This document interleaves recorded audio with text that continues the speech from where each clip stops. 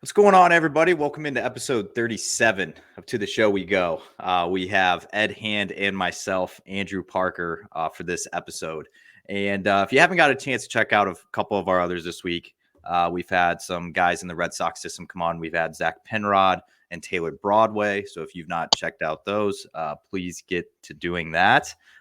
Those were fantastic episodes as well. Both of those guys have cool Tommy John stories. So definitely something to listen to.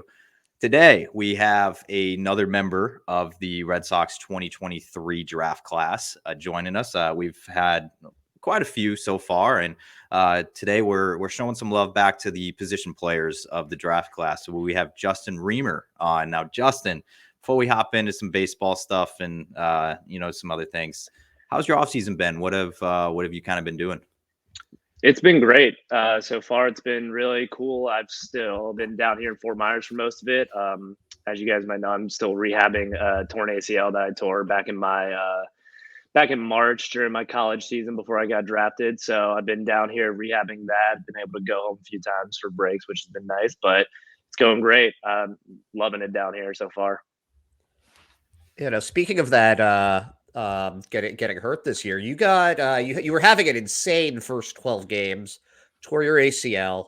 Were you expecting a team to pick you as high as the Red Sox did? Because I believe they got you with the Nathan Eovaldi comp pick, so that's first 5 rounds. How did draft day go, and what were your expectations? I was going into draft day. I heard some things about some interest from a few different teams, including the Red Sox.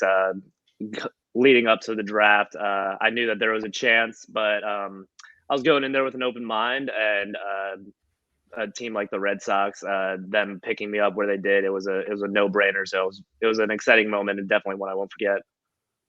And what was that like for you, I guess, when you did come over? And obviously you were in the middle of a rehab, so you were in a little bit of a different situation than quite a few of your draft class. I know there were some guys that also had some injuries and things, but I guess, like, what was that like for you, just being in a little different spot, couldn't really get into games in the FCL or anything like that?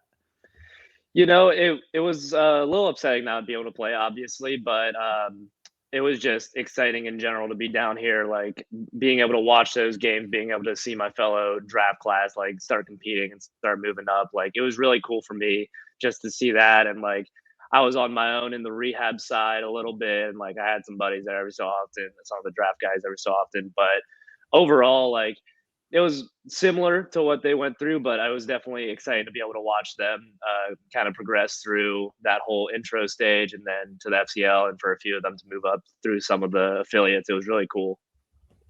Now, going back in time a little bit before the draft, before you were a professional baseball player, you're from Virginia, right? Yes. So, where about in Virginia did you grow up, and when did you start playing baseball? Where does your baseball journey begin? So I was born and raised in Northern Virginia, kind of split time between McLean, Virginia, and Arlington, Virginia. Really started the baseball journey young. Started watching it and fell in love with it at a young age when the Nationals moved to DC when I was about 3 years old. So kind of fell in love with the game when they moved in town, and just kind of blossomed from there. I started playing probably when I was about 7 or 8. I started playing, and it was kind of everybody knew that it was wraps after that. Everybody knew that I loved the game, so it was gonna be baseball for a long time. And did you know at a young age that you were gonna end up at shortstop, or was that kind of one of your things growing up? You're like, I'm the shortstop on this team. I went through a few phases where I was like, oh, I want to be a pitcher, or I maybe want to be a catcher. But honestly, since the beginning, it's kind of been like I love the middle infield, and it's kind of been the spot ever since the beginning. Now, you were a Nationals fan growing up? Yes, growing up, I was. Who was your favorite player? Ooh, that's a very tough question. I'd say from the earlier years of the Nats, the younger Nats teams, it was probably Felipe Lopez, who was a shortstop for a few years, and Yeah, I then like that. I like that. He was with the Blue Jays. I think he came up with. I yes, remember him. yes, it was I kind of just like went from shortstop to shortstop with that. So like it was Ian Desmond, and then it was Trey Turner. It was like I always just followed kind of the middle infielders as the Nats progressed, honestly, because that's just who I got to watch the most. Yeah, not a bad selection though to have there. Those guys have all, especially. I mean, Turner's has had quite a career. Definitely, no, it's not a bad group at all. It was really awesome growing up watching them. I might be showing my age a little bit here, but I just you're 21. You're about to turn 22 in February, but I'm old enough to, and I know Ed is too, to remember when the Nationals were in Montreal. No, they were my dad's favorite team, the Expos. He went to college up there, and to this day has not picked up a new team since they left Montreal. I don't hate it, love man. that. That's a true diehard fan. Yep. Yeah. Yep. He's as real as it gets with that too. I think to a ridiculous degree, but hey. Yeah, I was gonna ask you if you even remember, because I was trying to think like when they moved, like how old you would have been. It's like you said they 3. probably okay. I was gonna say that's you probably obviously don't even remember when they were in Montreal. So I don't have any personal memories, gosh. but I've watched some like of those games back in the day, back when like Vladdy was there and like some of those other guys, Dawson. Oh man, makes you feel old, Ed. Makes you feel old. I want to ask about something here, and you were at Wright State, and I was kind of looking on the map because I'm like, okay, Wright State. I knew Wright State was outside of Columbus because the only reason I remember Wright State so well is because I'm pretty sure a few years back they busted a ton of brackets in college basketball. So they're like one of those schools that are like, they're upsetting like Duke or somebody in the NCAA tournament. But what got you towards Wright State, and what kind of drew you there? So the main thing, Coach Metzger over there at Wright State, he saw me actually down here in Florida at a tournament one time, and that's where we first met and first interacted, and kind of fell in love with the school from there. I just loved everything that the baseball program was about. It was all about like grit, a bunch of hardworking guys, guys who love the game, who are committed to working hard, and just like that family feel and like everybody pushing towards the same goal. I felt like it was really strong there. And that was something that I just fell in love with immediately with the program. Is that something too that there's not like a rivalry going on for like, I'm trying to think of which conference. I can't remember it's not which conference is that they're in? Horizon League. Horizon. Okay. So they're not like in a big rivalry with like Dayton or like obviously not Ohio State, but no, we do. Usually we'll play like Dayton, Xavier, Cincinnati, Ohio State, maybe Toledo, at least like once a year. We'll have those in-state games, and those are always fun, just competing in-state with those other teams. Yeah, no, definitely. It's I feel like the Horizon League, I know for basketball, like I said earlier, like I feel like they're always getting some Cinderella teams in the postseason. So I was they curious seem about to like have other a few sports. of those. Yeah, no, I was curious about like definitely baseball and other things. Yeah, it's the conference. I actually, that's funny that you say that because before I got recruited by Wright State, that's the first time I heard about them too. Was I think they did. I don't remember what year it was, but I remember that like I knew that basketball was a thing. That I was like, oh yeah, I know that school. But yeah, there's definitely a few in conference rivalries, but for baseball, I mean, USC was a big one for us before they moved to Missouri Valley, and then there's a few other teams that have put together some good teams, so it does well. So just going through your numbers, and obviously college numbers and all that doesn't necessarily mean how things are going to translate, but you make a lot of contact and you draw walks too, though. So that tells me that you've got a pretty good understanding of the strike zone. Has your approach always been contact oriented, or how has your evolution as a hitter gone down? I would say for the most part, I've mostly been a contact guy. I've always prided myself on putting the ball in play and trying to put the ball in play hard and trying to get on base and setting the table for my teammates. I think it's something that's always been a part of my game, but I think the last few years at Wright State, I almost developed a little bit more where I wasn't just like hitting it just for contact. I was able to let my swing loose a little bit more, which I thought was beneficial, and being able to keep my like whiff rate down and like my K rate down, my walk rate up, while still being able to get off my swing is something that I'm pretty proud of the last like year or so at Wright State. And I wanted to just kind of switch into once you got to the Red Sox organization. I did notice, by the way, and I do want to ask you about this as well. But you and a couple of your draft classmates were down in the Dominican together. Can you kind of like? I was curious, like, what was? Can you kind of like talk about like what that was like being with those guys down there? Yeah, totally. It was an amazing experience. Me and so it was me and a few of the guys. I'm sure you saw like Nazan was down there in case you guys know him. We went in two groups down to the Red Sox facility down there in the DR for a week each, and we stayed in the dorms with all the guys and trained with them every day. Like ate lunch with them, was with them all day long, and it was such a great experience being able to go down there and meet some of the guys. Especially because we knew some of the guys while they were here for FCL in Fort Myers, so it was cool seeing them again. But honestly, just a great experience overall. We got to go to a Dominican Winter Ball League game, which was really really cool. We all really enjoyed that. But yeah, overall, it was really a good experience for all of us. How is the communication between you guys and the Dominican players there? Like, how's your Spanish? How's their English? Uh, Personally, my Spanish is getting there. I've been working hard at it. It's been helpful to be surrounded by them a lot. I kind of like can pick up some cues, and like that's been the thing that's advanced my Spanish the most, honestly, is just like listening to conversations and like trying to have those conversations with them.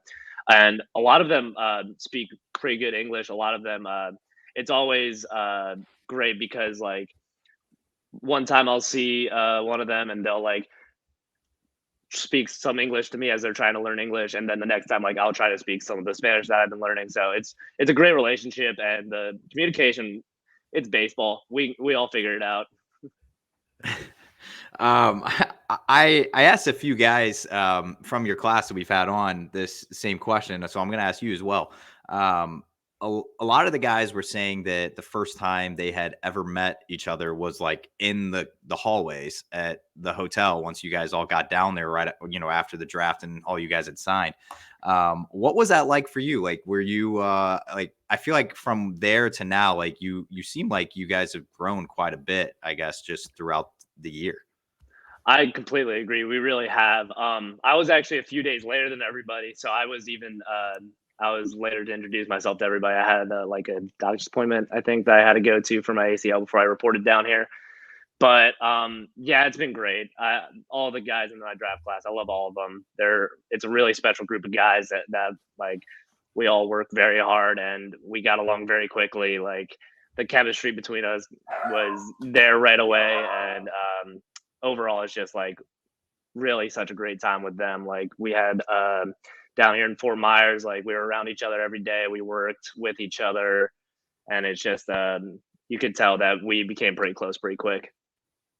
What are you what kind of things, so you're still in the complex? You say earlier you're still there.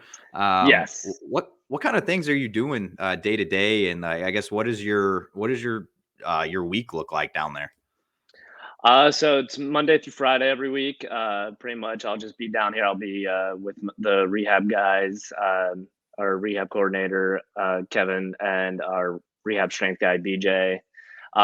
I'll pretty much just like get my lift in. I'm starting my hitting and throwing progressions, and those are going well. So starting to feel like a baseball player again, which is nice. Um, but yeah, I pretty much just get those done and come back here, and I don't have much else to do the rest of the day, so I'll just like do one of my hobbies or figure out something to do with the rest of my day. What are I'm some of not your gonna. hobbies? Um, Depends on the day. Sometimes I'll play some video games with some of the draft class guys or some of my buddies back home. Been picking up the guitar again. I haven't done that in a while. That's starting off slow, but I'm working on it. Been practicing my Spanish whenever I get home. Been trying to. I need to get a little bit better with that. But yeah, those are some of the things I can do. I was gonna say I feel like the past two guys we've had, Taylor Broadway and Penrod, they both were talking about they were big onto the Fortnite right now, because of the OG map, obviously. But Even Broadway's going to be rehabbing for the next year because he just had Tommy John in October, and he's like, that's probably what I'm going to do because I'm going to be in the complex for the entire next year, just a lot of Fortnite. So kind of funny, Yeah, I guess. It seems to be a trend. It started picking up a couple months ago, like you said, and it's kind of getting this revival right now. So we all been hanging out on there a little bit. Yeah, I mean the OG map, man, it's a blast from the past. I love it. Like I've been playing a little bit of the new COD, and it's been obviously with the Modern for 2 maps. It's like, I mean, it's like I'm in high school all over again, man. I love it. But The combination has been definitely a throwback. yeah, and a lot of time spent too. The fiance is not too happy about it. But all right, so other than that, I don't know if you know this answer or if it still isn't unknown to you, but you're obviously going to be rehabbing going into spring training. Are you going to have any, I guess, like restrictions or anything once spring training picks up and there's games going on? We don't know yet. Unfortunately, we're shooting for that.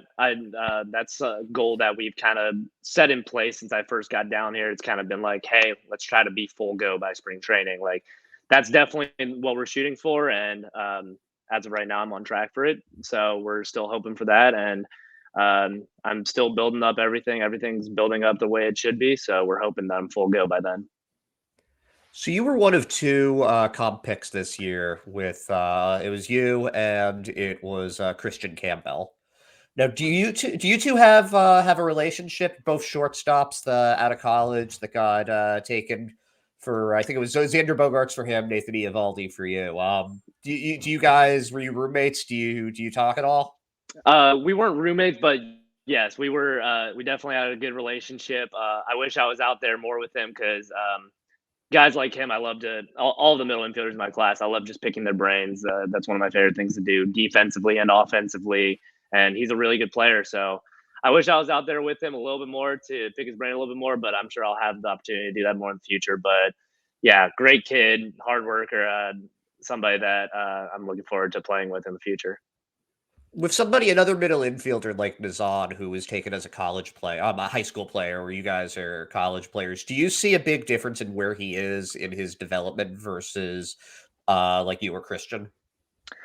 Honestly, no, not really. Nazan is he's a special player. He's got all the tools. He's a great kid, hard worker, just like Christian. I think he's got the chance to be an amazing player. He's got all the tools for it. And I mean, kid breaks. Watched him hit a few times. Kid breaks. So no, I think he's a great baseball player. Yeah, him and Antonio, it seemed like they were pretty inseparable once they got together, and both of Antonio those guys. too. Both of them rake. It's crazy. Oh yeah. I do want to ask. We've had quite a few pitchers on. I feel like now that I think about it, Ed, we're pretty pitcher dominant. It's on way this more podcast. pitchers, way more relievers too. I don't know what man. that says about us, but I don't know. The pitchers, man, they I don't know. I don't know why, but what were your thoughts, I guess, once you got around Kyle Teal? Because we've had probably a ton of pitchers on that have just absolutely talked him up a ton, and just how like on the same page they were, just not even like a start in with him. So what was I guess your reaction like once you got to the complex and you got to be around Kyle Teal? That's what I've heard. Obviously, I don't know that pitching catching relationship with him, but that's what I've heard is that all the pitchers love him behind the plate, and I love him too. I mean, just a really easy kid to talk to. Like we bonded really quickly, really easy to talk to. Really impressive to watch. Talk about somebody who knocks cover off the ball. He's just consistently in there, and he works hard. He works hard at his craft, and that's something that I love about him. And honestly, I can say that about everybody in the draft classes. Everybody just loves working on their craft, and I think that's a very important trait to have. All right, so I want to. I'm gonna dive into something here, and So I don't know how I was gonna word it, but you're more of like an unknown to the system, obviously, with not appearing in a game, and kind of having your last college season cut short a little bit. So if you had to describe, I guess, what kind of player, I know we talked about it a little bit with Ed was just like, okay, like, you make a lot of contact, you draw walks. But if you had to tell Red Sox Nation, like, hey, you're going to get this kind of player when I'm healthy, what would you say?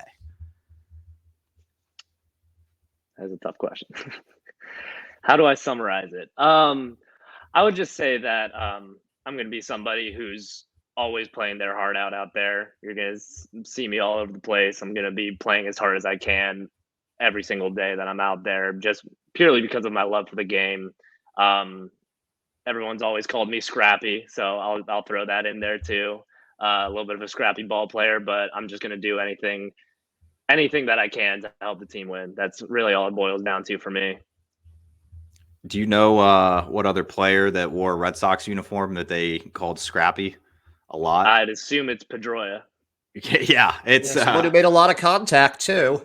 Yeah, laser show. I'm not saying that like that's where you're going or anything, but it's that's a good player to kind of be like calm to, right? I mean, you're not saying it. 100%. Yeah, but I feel like though whenever you hear 100%. Scrappy, you think of him. I agree. I couldn't agree more. I did grow up watching him. He was around that time that I was watching a ton of baseball. I was starting to love baseball, and he's one of the players that I definitely looked up to. Now, which program were you in at Wright State? What were you studying? So I was a public health major with a focus on getting my pre-medical certification. Oh, wow. So you were, if the baseball stuff hadn't gone the way it did, you would have been maybe looking at medical school right now? Yes, I'd be working on my MCAT and working on medical school right now. What do your folks do? Do you come from a baseball family? Not necessarily baseball. My dad was kind of like an all-sport athlete. My siblings, a lot of them played soccer. Some of them dabbled in baseball, but most of them played soccer growing up. They were all older than me, but I got a few distant relatives who were in baseball, but yeah, I was the only baseball player in my immediate family for the most part. How many siblings? 3, all older. I've heard that the youngest sibling always ends up being the best athlete because they're competing against the older siblings. Be careful, they're gonna watch this and they're gonna be mad about that. They're gonna be like, he's not that good. Come on. No, they're gonna pull the old soccer card and how soccer athletes are better than baseball athletes, and I'll fight that till the day I die. I mean, honestly, Ed, though, it makes a lot of sense that the younger sibling is always trying to, compete with his older siblings. And I kind of makes sense the way you just worded it. So I mean, look at it. Pedro Martinez and Ramon Martinez. Mm-hmm. You have Kyle Tucker and his brother, who I think his name was Preston, that no one's ever heard of. Well, Cole Tucker as well, yeah. Are they related? Is Cole Tucker related to them? I think so, yeah. We're going to go with it. Yeah, well, it's Luis Guerrero and Vladimir Guerrero. I can keep going with these. All right, I get what you're saying. And Cole Tucker, by the way, is with Vanessa Hudgens, so that's the only reason why I know who he is. But all right, so you're a Virginia guy. So you get in your vehicle and you're going to drive to a fast food chain that serves a amazing fried chicken sandwich. Where are you going? It's gonna be Chick-fil-A. Okay. Popeyes was coming in high school. I remember, I think it was like maybe my sophomore or junior year that they released their fried chicken sandwich, but after that hype went down, it was right back to Chick-fil-A. Could I interest you in any other options? Listen, man. What are the other options? All right, so the correct answer, there's no wrong answers to this question, but I've asked every single person that's come on here. And the answer I was looking for was Zaxby's, which they have in Virginia. They do. Not so much in Northern Virginia, but I have had it. I had it a few times, like going to tournaments and stuff. I would have it, and I had it again for the first time in a while when I got down here to Fort Myers. But now that you're reminding me of, I actually might change it to. I don't know if it really counts as a fried chicken sandwich, but Cane's sandwich, that might be up there for me. Come on, man. I'm trying to get a sponsorship on the show with Zaxby's. I sent him some clips of Alex Pinellas talking it up, and he was just giving a bunch of orders that he gets from Zaxby's and that he gets it like 30 times when he's down in the complex. So Here, He's I'll not just genuine say, though. If you cyberbully him into saying Zaxby's is the best, Parker, it doesn't work Yeah, I that just need way. a small clip of this. You saying that they're your go-to Yeah. when you're at the Here. fort. Zaxby's is the best chicken sandwich. There you go. Just clip that and send it to him. We're all good. Thank you. Yeah, I mean, Context is irrelevant. there's one right next to the complex down there in Fort Myers. So I know when I get down there in February, I will definitely be hitting that one up. I promise you that was it's in reality though. We've had you're our 37th guest on, and we've had like Chick-fil-A is always the clear winner, but it's okay. also my pick because it is clearly the best. I'll keep trying. It's all good. He wants the Zaxby's partnership bad. I love it. I do, man. It's you got to think about it though. It's only in the South. Like I think the furthest north is Virginia that it's in. So in Columbia, Missouri, there's a few Zaxby's. That's where I always got to eat it. So is Zaxby's new? Because I spent like 3 months just like all over the South, and this is like 2013, 2014. I don't think I saw a single one. No shot. It's God's nectar of chicken. All right. So clip that one too. Yeah, there we go. All right. I do want to ask you something too, because on the whole like fried chicken and stuff like that, I've heard about some crazy pregame routines on the show, and especially in the Red Sox system. I know you're brand new to it, but have you seen any crazy ones for example, like I know Hunter Dobbins that was in Portland this past year drank 2 large Dr. Peppers and like 8 Chick-fil-A sandwiches before it starts, and he went out and threw 7 innings and 2 earned, and it's like, how is this possible? So have you seen anything like this in your baseball career? I've seen some interesting stuff. I haven't seen any within this organization yet. I'm sure I will see some in the future. Gosh, what are the most strange ones that I've seen? There are some people who put down some food that I can never put down before a game. I don't know if they do it consistently, but there's sometimes that people are putting down some questionable food. Not here, but in my career, I've seen people put down some questionable food. Hats off to them. I wish I could eat like that before a game, but I can't really do that unless it's like the night before or something like that. I'm with you, man. Especially 2 whole things of Dr. Pepper and all that. I even had to message Hunter Dobbins after Grant Gambrell spilled the beans on the episode with him. He's like, you should see it, what he does. And our nutritionist even got on him in Portland. So all the fizz, man. I couldn't even imagine doing that right before I put on a uniform. Yeah, man. I can't even imagine just doing it. I was saying yesterday when we talked about that, like I tried that back when I was playing high school tennis, and I threw up like 10 minutes later. I drank a 2-liter of Coca-Cola. Horrible idea. I don't know how Hunter does it. All right, so I can't even imagine. I'm going to. All right, so on another note here, so when you got drafted into the organization, there was, since you have been drafted and entered, there's been a little bit of turnover at the top for calling the shots and everything. And do you have any thoughts and I'm sure you haven't really gotten the chance to like talk to him or anything, but do you have any just like observations from the Breslow hire or anything they're doing at the big league club? Yeah, I haven't met him personally, but I know that his mindset and everybody's mindset in the organization is focused on the right things. It's focused on development. It's focused on putting the best people out there every day. It's focused on the community aspect of the organization. I think we're in great hands. Everything that I've heard about him, it sounds like we're in amazing hands. So I'm just really excited to see what this first year holds.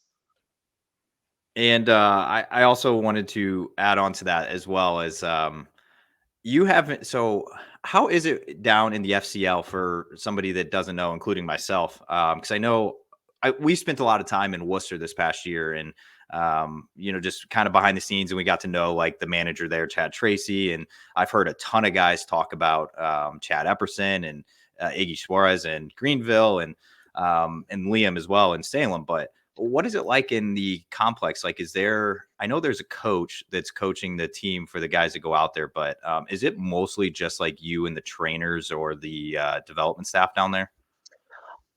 Honestly, we have a lot of staff down here. We have more than we could ever need. I mean, it's amazing how much staff we have down here, and everybody is so smart about their role and really interacts with you consistently. Like the coach to player ratio is amazing down here. It's something that I noticed right away. We got John with hitting. He's like the main hitting guy down here. I love him. Fabian was helping out with some of the defense when the FCL team was down here. He's great. All of the strength people are great, but no, we have Och is another hitting guy down here, and on the pitching side, I know that all of the pitchers love all of the pitching development coaches that are down here. Like they supplied us well down here with the amount of really bright minds and just the insight and development that they provide on a daily basis is something that I've loved the day that I stepped on the complex down here. How cool was that, by the way, the first time you ever stepped into the complex? The first, like, did you have this realization, like, oh my God, I'm a professional baseball player? Or do you think that that's going to happen more so once you're in your first pro game? It definitely was a realization. I think so. Little story of the first day that I stepped on the complex. So, like I said, I was a few days late. And I was following Ryan Ammons to the ballpark because I didn't know where to go. And I was following him, and somehow, like it was like a 5-10 minute drive. I lost him. I don't know how. I don't know if it was coming out of the parking lot, but I immediately lost him, and I was supposed to follow him. So the wrong parking lot at first, and I was kind of just like wandering around trying to figure out where I go, and I had no clue where I was supposed to go. And finally, like I texted Brad, I was like, "Yo, I got lost. How do I get there?" So I think I definitely have had the moment of realization, but I think it was a little bit covered by the stress of I'm 10 minutes late because I had no clue where to go. Oh man, were you speaking of in the complex when you got there, were you one of the Panda Express guys that Trenner told us about? I got it a decent amount, but I don't think I was one of the guys that Trevor was talking about. But I definitely, I didn't shy away from Panda Express. I mean, nobody should. That place is gold. But I know I spent a lot of time talking about Panda Zaxby's, Express. but it was great. Exactly, it was great. It's great every time. Yeah, Trenner was telling us that there was quite a few that went there pretty frequently. I forgot who he said but I didn't know if you were one of those guys that was frequently with them or whoever the crew was. But I think I went with them once or twice, definitely. Okay, so I have a one last question, and it's baseball related. So if you have anything kind of empty in the bench that you want to get to. Yeah, I've got two. So why don't I go one, you do one, then I'll finish it up. Works for me. I'll go with my baseball one first. Now, you grew up a Nationals fan. So what was your impression of the Red Sox organization before you got into it? Honestly, had you ever been to Boston? Yes, I had actually. I went to Fenway one time. I think I was like 7 years old. It was back in 2009. I did go to Fenway once. I fell in love with it, obviously. Who couldn't at that stadium?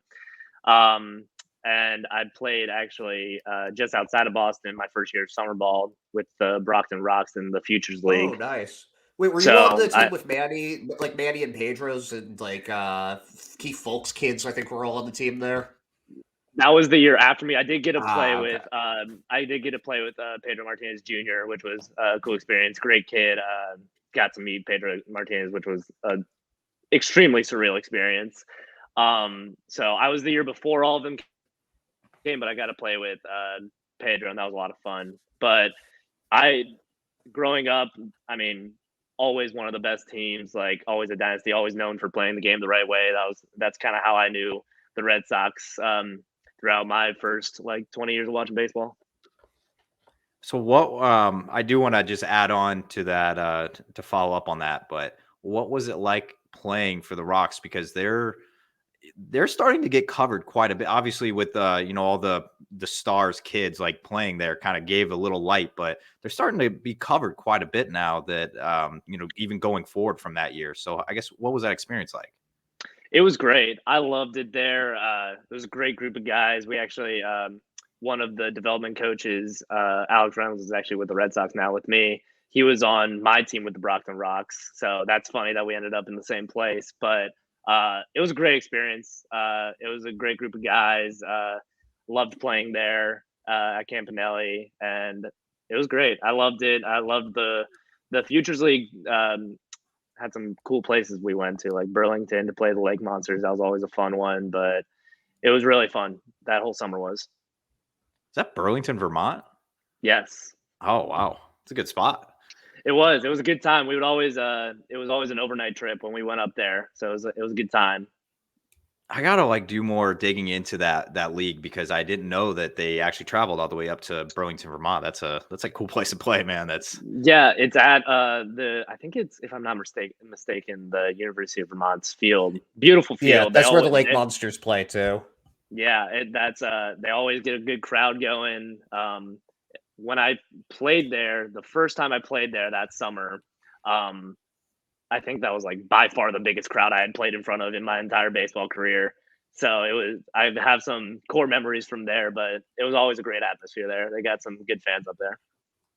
So I got a two-parter for you, and I'm going to start with the spring training question. So it's your first ever professional spring training. You're obviously very acquainted with the complex, though, so it's not like you're going to be like, holy cow, like I haven't been here since I got drafted. But so that part's already down. You're kind of familiar with the place, and but so going into your first spring training with the Red Sox, what kind of things are you looking forward to, and even being around some of the big leaguers?